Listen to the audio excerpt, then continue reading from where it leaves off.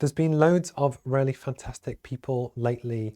It must just be it aligns with university terms and stuff, but there's all these really great people starting new adventures. We have friends that are starting PhDs at university. I have family that are going to university for the first time for their undergrad.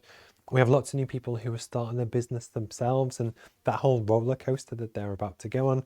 We've got people who are starting new relationships. We have people that are ending relationships and just going into the unknown. But actually, it's a really exciting time just to have control over your destiny. And good or bad, we never know what's going to happen next. But actually, celebrate the journey. I saw a really interesting podcast yesterday. So I follow a company called Wonder Films on YouTube. And they were interviewing a guy who has 5 million followers on social platforms and he does a lot of TikTok. And based out of Middlesbrough, where he's from, he's now famous. And what was really interesting is that growing up, he's done YouTube for like 10, 12 years.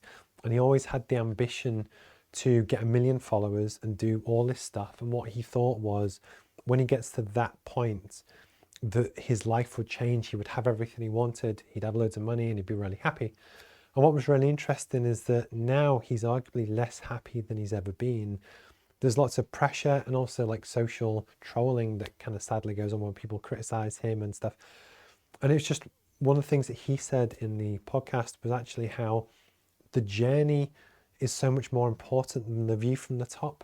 And you do see this a lot where professional athletes or business people or whoever, you set a goal and you think that once you achieve that goal, your life will be perfect.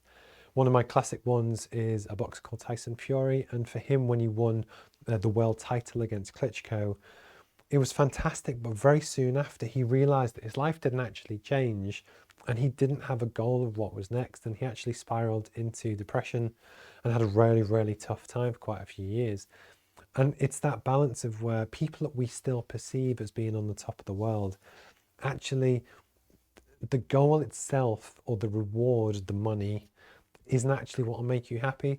For me, and this is something I've kind of tried to embrace, is that when you embrace a task, which is arguably never ending, that you can add value to and learn and struggle and try and give more value back to the community, it's actually the journey that you should enjoy.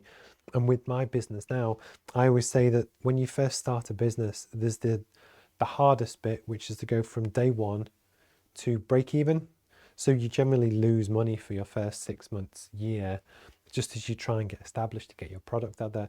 And then at a certain point, you start to make money.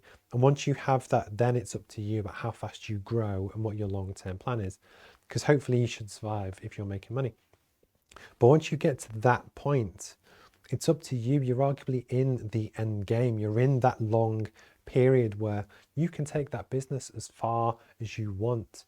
But actually do it in a way that you're chasing this huge, audacious goal that you want to do, which is almost unattainable, but actually enjoy the process. If you set a goal, which is to earn £1 million, you might do that at some point and then think, well, actually, my life's the same as it was. What's my goal next? What's the whole point of all of this? As for us with, we're trying to make business education accessible to 5 billion people. That's a ridiculous goal. Who would ever try and do that? And especially when you're trying to do it for free, that ironically, the chasing of that goal is what will actually kind of make me happy in the long term and hopefully pay my bills and keep me satisfied and content and give me a challenge for the next kind of 30, 40 years. But I know I'll never do it, but I'm actually quite happy with that.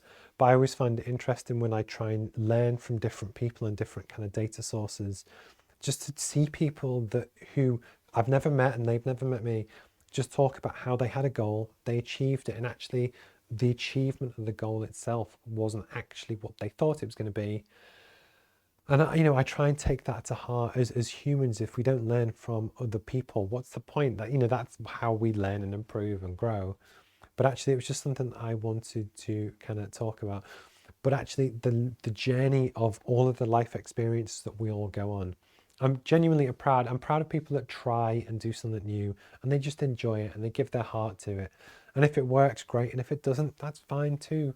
And we just kind of continue. But it was just something that I wanted to talk about and celebrate.